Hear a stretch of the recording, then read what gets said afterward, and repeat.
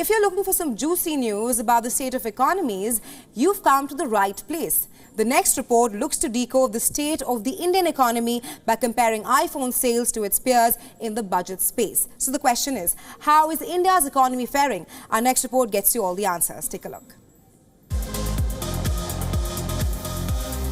iPhone sales for Q1 have put Apple in a sweet spot despite concerns from analysts.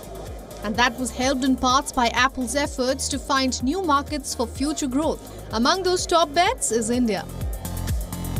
The report goes on to add that the sluggish demand was due to rising cost of living and a weak economic outlook globally. Breaking down those numbers further reveals that it is budget smartphone makers like Realme, Xiaomi that are struggling to sell their phones, while Apple grew its share of the pie in the world's fastest growing major economy. That reveals some interesting trends.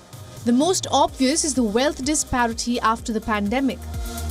Disappointing sales in the budget category shows India's poor may be putting off their smartphone purchases due to eroding household savings, while the rise in iPhone sales volume suggests premiumization due to a growing middle class with a higher disposable income. It is not just iPhones.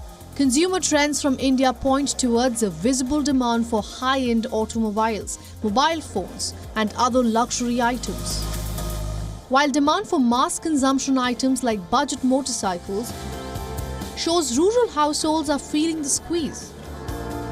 The Indian economy has grown at 4.1% in the first quarter of the year, indicating that a large portion of the country's citizens are in a pickle due to what economists call a K-shaped recovery. But for now, it seems like Apple is not too worried, because their target is the growing middle class and the rising affluent who seem to have no issues taking a bite of Apple's ambitious plan. Bureau Report, WION World is One.